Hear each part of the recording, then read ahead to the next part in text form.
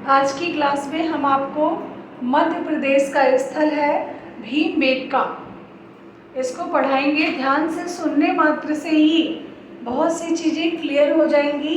सभी को नमस्कार, राधे राधे। सभी लोग क्लास में ज्वाइन हो जाएं और इस क्लास को बहुत आराम से, बहुत दिमाग लगा के और सरल तरीके से समझने का प्रयास करिए। प्रश्न है, भीमबेटका से संबंधित चीजें हम यहाँ पे पढ़ाएंगे, फिर प्रश्नों के माध्यम से भी बताने का प्रयास करेंगे। ये सबसे पहला राज्य, किस राज्य में है भीमबेटका? तो हम मध्य प्रदेश के स्थल पढ़ रहे हैं और मध्य प्रदेश के स्थलों में हम भीमबेटका को पढ़ रहे हैं। तो राज्य कौन सा हुआ? मध्य प्रदेश। पहला प्रश्न तो यही बनता है और यहाँ से एक नॉर्मल प्रश्न ये बन जाता है, प्रश्न को भी बताते चलेंगे। प्रश्न बन गया, मध्य प्रदेश के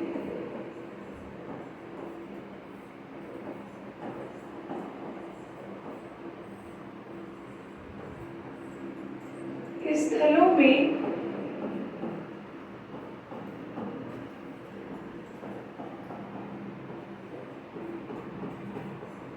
कौन सा स्थल संबंधित नहीं है?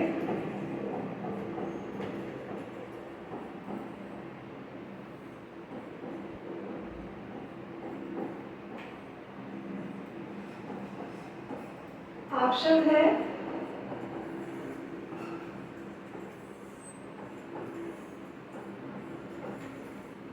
भीमबेटका,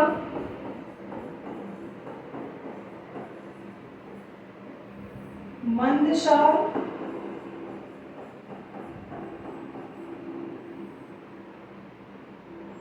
पंचमढ़ी और भोपाल। अब ये थोड़ा सा आपके लिए कठिन हो गया। क्यों कठिन हो गया? क्योंकि हम सभी जानते हैं कि भोपाल भी इसके अंतर्गत आएगा। हम सभी जानते हैं कि मध्य प्रदेश के अंतर्गत भोपाल आता है, उसमें कोई संदेह नहीं है। लेकिन अब हमें उत्तर लगाना है। अब हम क्या करें? तो भी हम क्या उत्तर लगाएं? डी। क्यों लगाएंगे भाई? क्योंकि भोपाल है तो नो डाउट कि भोपाल मध्य प्रदेश में नहीं आता, ऐसा नहीं है, आता है।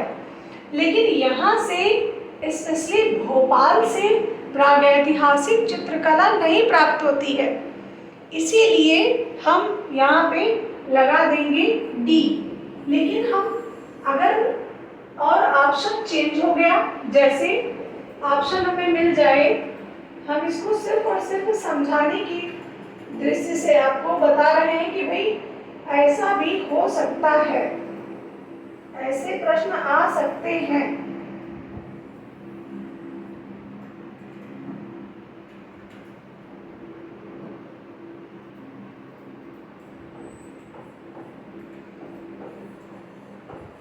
अब हमने यहां से क्या काम किया? ऑप्शन हटा दिया। अब क्या करेंगे? अब हमारा आंसर चेंज हो गया। अब हमारा आंसर क्या हुआ?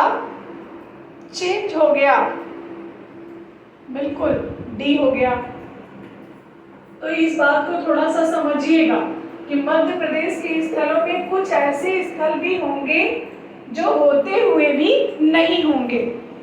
इसका एक बहुत सिंपल एग्जाम्पल हम आपको प्रश्न के माध्यम से बता रहे हैं। एक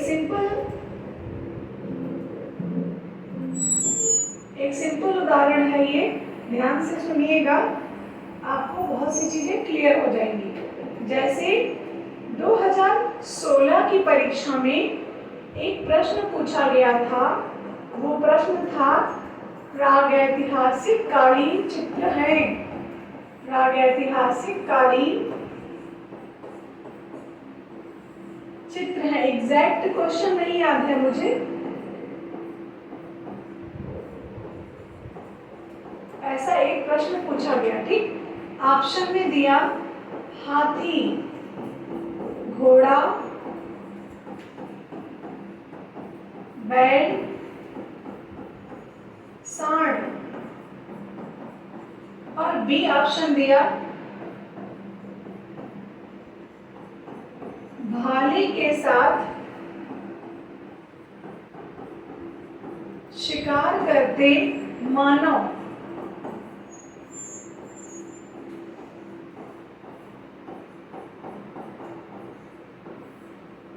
और सी ऑप्शन दिया जेब्रा, बकरी, मेंढक, और भी कोई एक ऑप्शन रहा होगा, इतना एग्जैक्ट नहीं याद है। और उत्तर क्या किया, उत्तर माना ये हाथी, घोड़ा, बैल, सांड। जानते हैं क्यों माना? क्या ये भाले के साथ शिकार करते मानव नहीं मिले हैं? क्या जेब्रा और बकरी नहीं मिली है? क्या मेंढक के चित्र नहीं मिले हैं? सबके चित्र पाए गए हैं। रेप्टिलिया वर्ग के सभी चित्र, मेंढक हो चाहे सांप हो चाहे छिपकली हो, सबके चित्र पाए गए हैं। लेकिन हम यहाँ पे एक बार कह रहे हैं पाए गए हैं और एक बार कह रहे हैं नहीं पाए गए हैं। बात समझ में आ रही है? बिल्कुल मिले हैं। लेकिन अब ऐसे जब ऑप्शन बन जाते हैं तो अब थोड़ा सा इस पर विचार करिएगा, अपने आप क्लियर हो जाएगा। ये जो ऊपर वाला ऑप्शन है हाथी, घोड़ा, बैल, सांड, ये सब जगह मिले हैं। भाले के साथ भी मिले हैं, सुअर भाले के साथ भी मिले हैं और नहीं भी मिले हैं। लेकिन पर्टिकुलर कुछ ही चित्र भाले के साथ मिले हैं, बाकी नहीं मिले हैं। जैसे शहद एकत्रित करते मानव का चित्र, तो क्या भाले के साथ मिला है? नहीं। जेब्रा और बकरी का भी मिला है, लेकिन हर जगह से जेब्रा बकरी नहीं है, इसलिए ये उत्तर हमारा सबसे सटीक बैठ रहा था, हाथी, घोड़ा, बैल और सांड। और दूसरा इसका रीजन ये है कि ये जो चित्र हैं हाथी, घोड़ा, सांड वाले, ये बड़े बड़े जानवरों के चित्र बनाते थे, क्योंकि उस समय जानवर बहुत बड़े बड़े थे, मानव भी उतना ही बड़ा था, तो बड़े बड़े जानवरों के चित्र बनाने के लिए ये जाने जाते थे। इसीलिए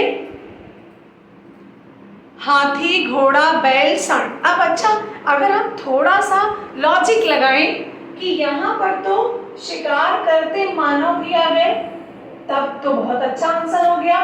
लेकिन क्यों? क्योंकि भाला यहाँ पर लगा दिया गया है। हर जगह भाले धारी मनुष्य का चित्र नहीं हुआ है, नहीं चित्रण किया गया है, इसीलिए ये उत्तर नहीं मिला। अब ऑप्शन में यदि ये हटा दिया जाए, मान लीजिए ऑप्शन में हट गया, आपकी प्रश्न दे दिया और पूछा कि ये बताओ, आप बताओ आप क्या करोगे, आप बताओ अब क्या करोगे?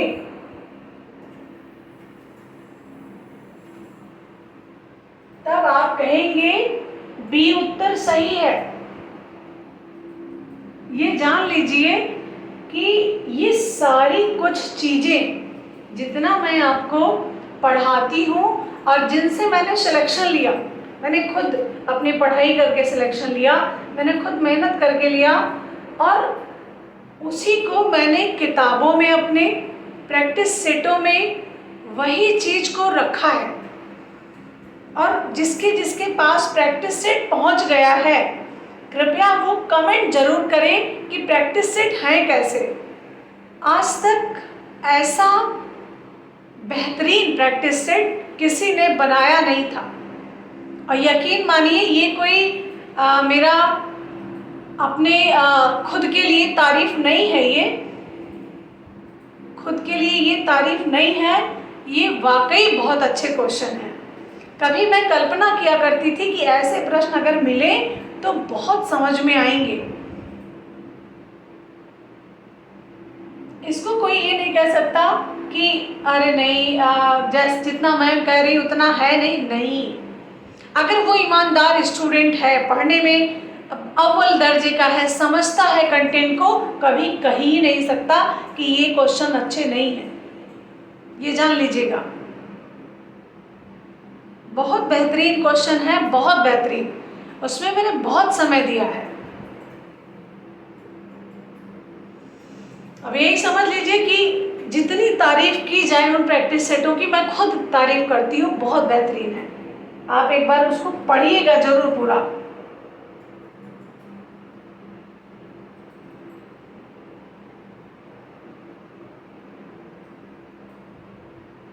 चलिए, तो बात समझ में आई कि ऑप्शन के अकॉर्डिंग कला चलती है। ये ध्यान दीजिएगा कि ऑप्शन के अकॉर्डिंग हमेशा हमें आंसर टिक करना रहेगा।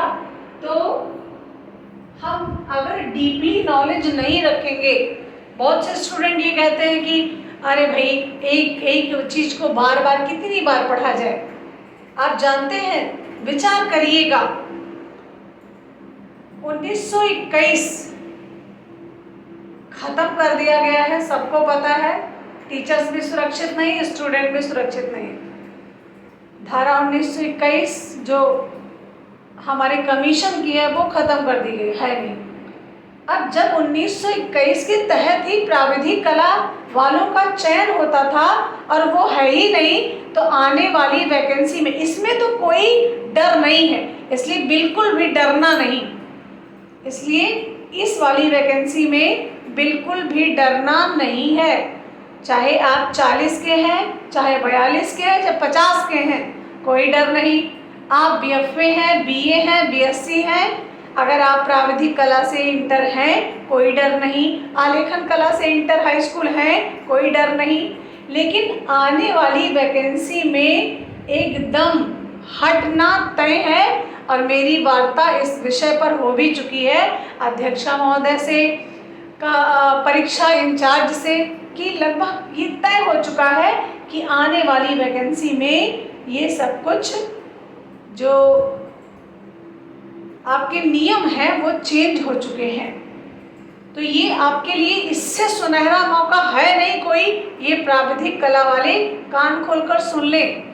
बहुत यूट्यूबर होंगे, बहुत यूट्यूबर हैं, बहुत हैं, चलाते भी हैं और बहुत होंगे भी।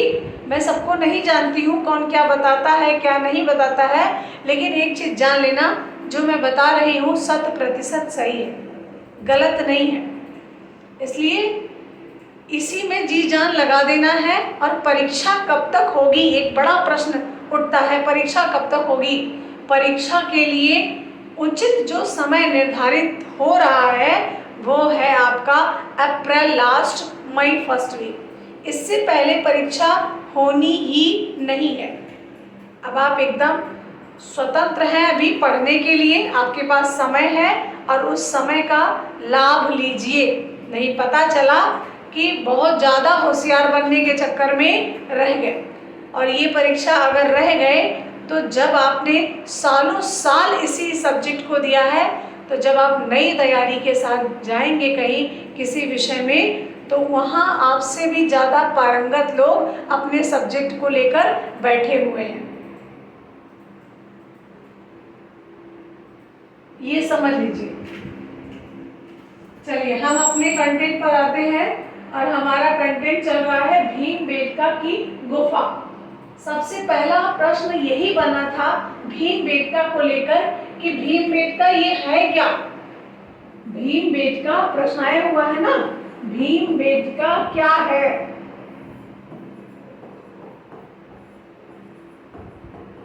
ऑप्शन बना है मंदिर है, पहाड़ी है, चित्र है, और डी ऑप्शन याद नहीं है मुझे।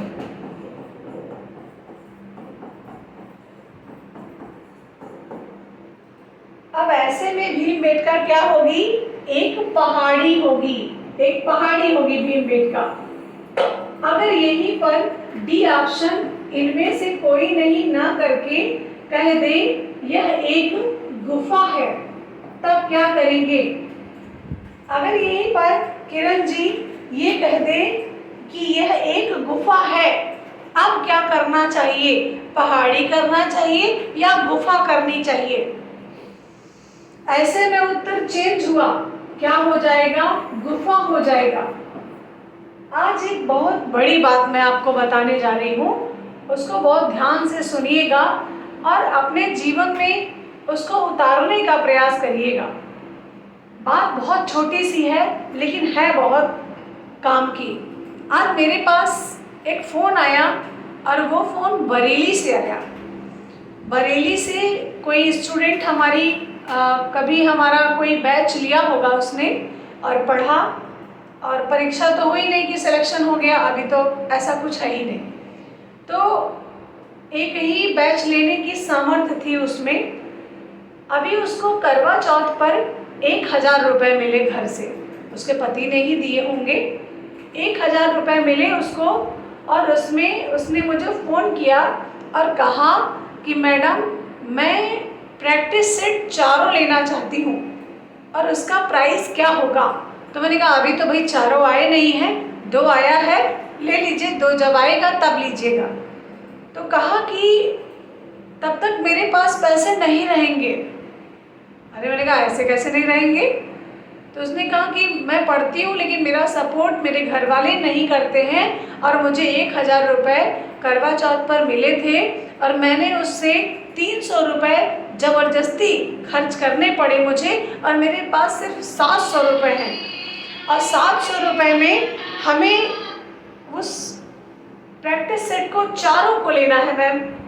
तो मैंने उसकी बातें सुनी, मुझे बड़ा दुख हुआ।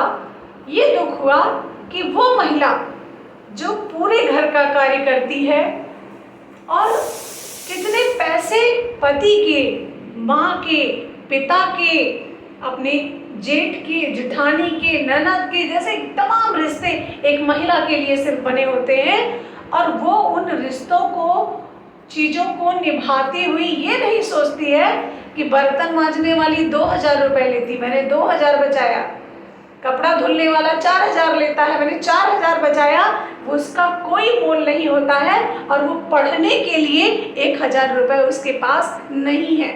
ये है महिला की स्थिति इंडिया में, भारत में महिला की स्थिति ये है। आप समझ सकते हैं। मुझे बहुत अफसोस हुआ, बहुत दुख हुआ, और मैं काफ़ी देर तक उसकी बातों को सोचती रह गई कि बताइए, तनिक सोचिए कि वो महिला बेचारी 700 रुपये में उसको बचा के रखी है, और अगर 20 दिन बाद अगर प्रैक्टिस सेट आएगा तो वो कह रही थी कि खर्च हो जाएंगे पैसे, मेरे पास बचेंगे नहीं। बहुत बड़ी बात है। और वही महिलाएं पूरा अपना जीवन अपने परिवार के ऊपर समर्पित कर देती हैं, उसका कोई मोल नहीं ले पाती है, उसका उनको कोई मोल मिलता ही नहीं है। तो अपनी ताकत को पहचानिए, और किसी दूसरे के ऊपर डिपेंड रहने से अच्छा है अपने पैर पर खड़े होना सीखिए। और यदि ऐसा नहीं करेंगे तो आने वाले समय में आपका ही बेटा साथ छोड़ देता है। आपने देखा भी है, और समाज में जो दूसरों के साथ हो रहा है वो आपके साथ होना तय है, क्योंकि हम भी समाज का एक अंग है, एक हिस्सा है। अब ये समझ लीजिए कि तनिक थोड़ी सी मेहनत हमारे जीवन को बदल कर रख देती है।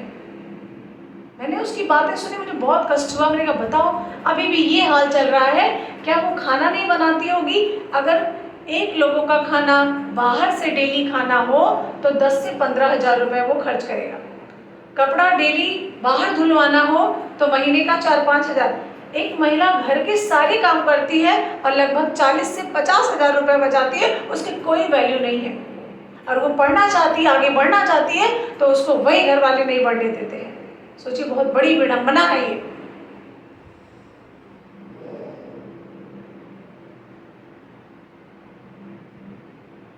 आप समझ सकते हैं। इसलिए मेहनत करिए, अपने पैर पर खड़े होइए। जब आप अपने पैर पर खड़े हो जाएंगे, सक्षम हो जाएंगे ना, तो कोई फिर आपसे इस तरीके का बर्ताव नहीं कर पाएगा।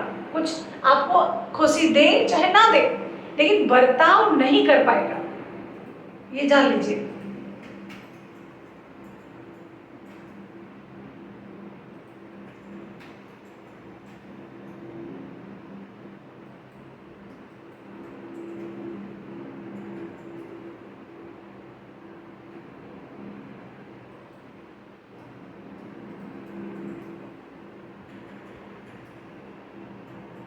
चलिए हम बात करते हैं राज्य किस राज्य में है भीमबेटका? मध्य प्रदेश में। पहला प्रश्न यही बनता है।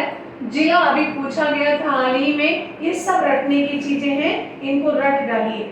जिला रायसेन जिले में है और इसकी खोज कब और किसने की है? दोनों प्रश्न यहाँ से बनते हैं।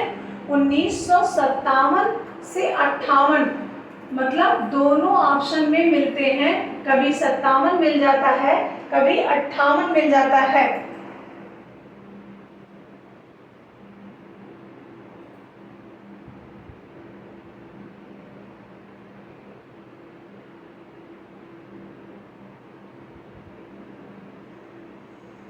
अब ऐसे में 57 भी सही है, 58 भी सही है। जैसा ऑप्शन हो वैसा आंसर टिक कर लीजिए।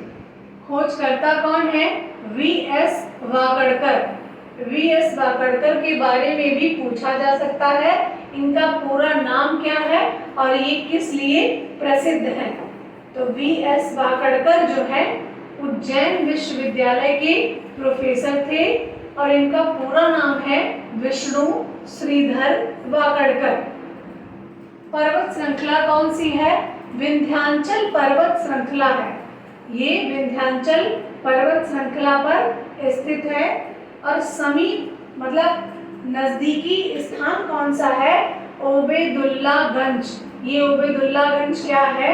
एक स्टेशन है ओबेदुल्लागंज। उसी के बगल में ही भीमबेटका की गुफाएं हैं। कुल गुफाओं की संख्या कितनी है?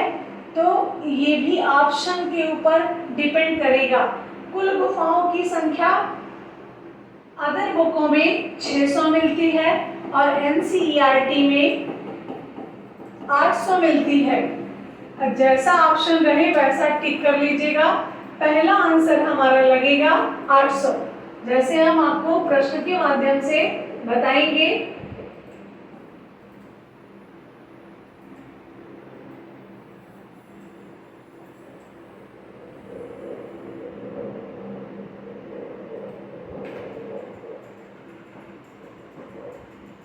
जैसे प्रश्न बना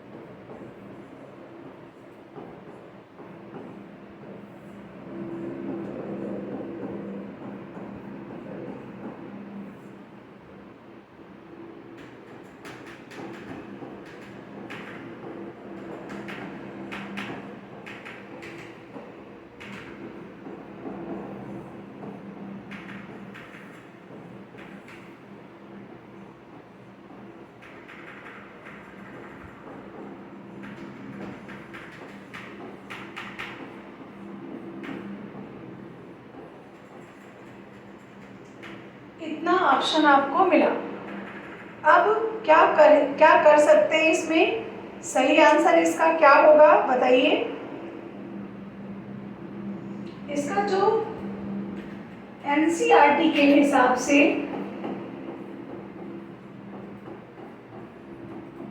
एनसीईआरटी कहती है कि 800 गुफाएं एक ही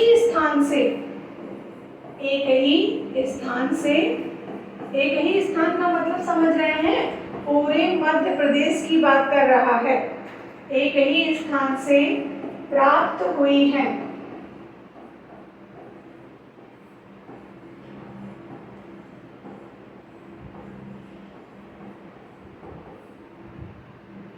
गुफाएं एक ही स्थान से प्राप्त हुई हैं, पूरे मध्य प्रदेश को मिलाकर कह रहा है। ऐसे में हमारा जो सही उत्तर है, पहला उत्तर लगेगा 800। यदि ऑप्शन में ये नहीं मिलता है, मान लीजिए ऑप्शन में हमें ये नहीं मिला, ऑप्शन में हमें ये गायब मैंने कर दिया। आप बताइए अब क्या करें? अब हमें क्या करना चाहिए? बोलिए 800 है, ठीक, थोड़ा सा ऐसे भी समझ लेंगे। 800 है और यहाँ पे सी ऑप्शन हमें मिल रहा है 700। अब क्या करना चाहिए?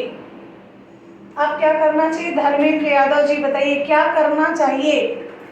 क्या हम 800 से नीचे 700 दिया है, क्या उसको लगा दें या एग्जैक्ट जो 600 मिल रहा है उसको लगा दें? देखिए कभी भी ऐसे में हम घटा बढ़ी वाले ऑप्शन को ना सही करें।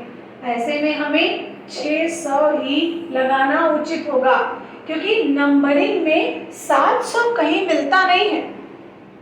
800 या 600, बात समझ में आ रही है? तो 600 ही उत्तर लगाएंगे। कब? जब ये वाला ऑप्शन ना मिले तब।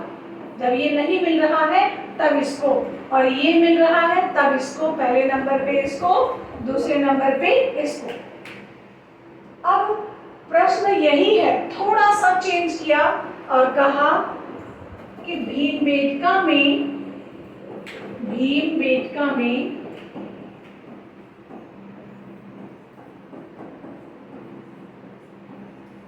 कुल कितनी गुफाओं में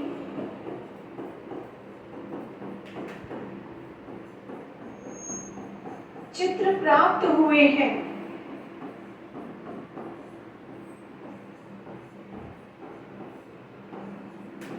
ये लो, अब थोड़ा सा चेंज किया। अब ऑप्शन दिया यहाँ पे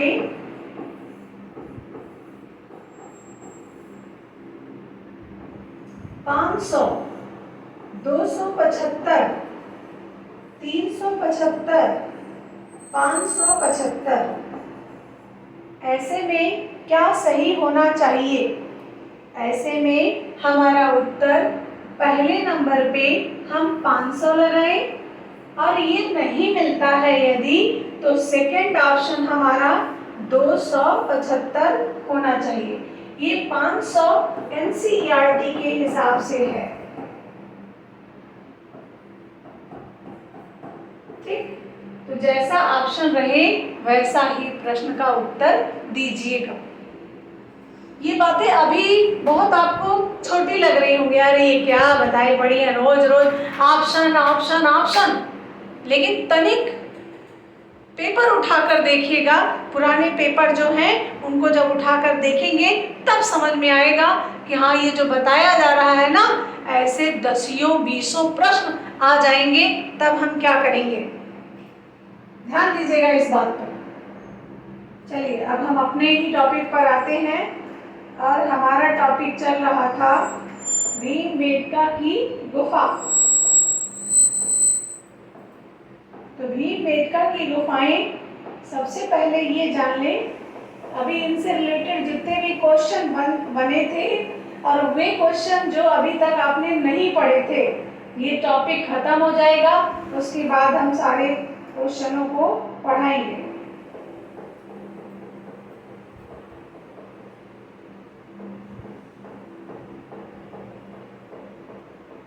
क्लास जरूर लीजिए, डेली लीजिए, और जितना मैं कह रही हूँ पढ़ते जाइए, करते जाइए। और वो दिन दूर नहीं है जिस दिन आप टीजीटी और पीजीटी के पद पर विराजमान रहेंगे।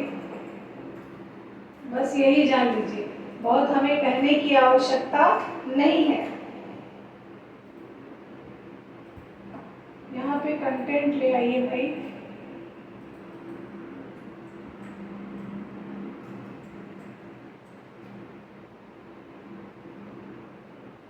चलिए कोई नहीं, मैं लिख के ही पढ़ा देती हूँ। तो भीमबेटका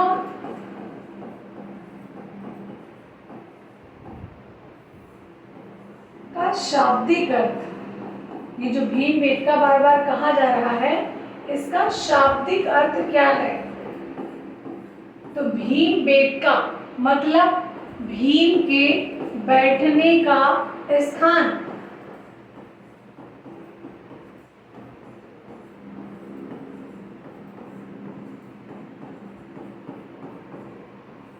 भीमबेटका मतलब भीम के बैठने का स्थान। अब तनिक प्रश्न पर आते हैं। प्रश्न हमारा ये है, कौन सी गुफा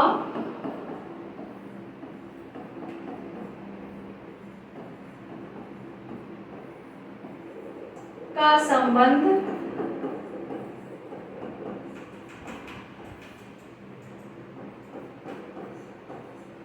पांडवों से है?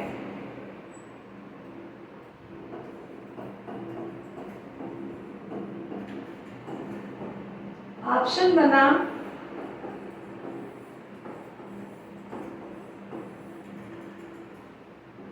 भीमबेटका, पंचमढ़ी, बांदा या जोगीमारा। अगर ये 4 ऑप्शन आपको मिले तो आप सही उत्तर क्या दोगे? बी। सभी का कहना है भाई बी देंगे हम, मेरा भी कहना है बी ही देंगे। क्यों? अब क्यों पर आते हैं, हर क्यों पर अगर हम चले आते हैं तो बहुत अच्छा डिस्क्रिप्शन हमारे पास तैयार हो जाता है। क्यों का यहाँ पर यही मतलब है कि जो हमें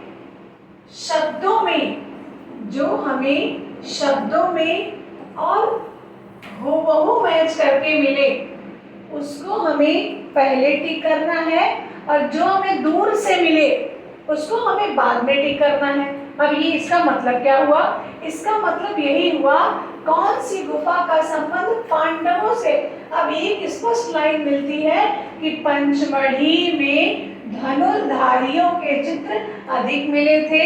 यहाँ पर 5 पांडव आए हुए थे, बैठे थे, रहे थे, निवास स्थान बनाए थे, सैनिकों का समूह यहाँ से मिला है। इसका मतलब है कहीं ना कहीं ये गुफा पांडवों से संबंधित है। अब भीमबेटका क्यों नहीं भाई? इसलिए नहीं है कि भीमबेटका का जो शाब्दिक अर्थ है वो यही है, भीम के बैठने का स्थान, ना कि पांडवों के बैठने का स्थान। ध्यान दीजिएगा, पांडवों के बैठने का स्थान नहीं है, क्या है? भीम के बैठने का स्थान है। इसीलिए कौन सी गुफा पांडवों से संबंधित है? तो पंचमढ़ी। कौन सी गुफा भीम से संबंधित है? भीम, तो भीमबेटका। बात समझ में आई, स्पष्ट हुआ ये कि भीमबेटका एकदम पर्टिकुलर भीम से संबंधित है, इसीलिए इसको कहेंगे भीमबेटका।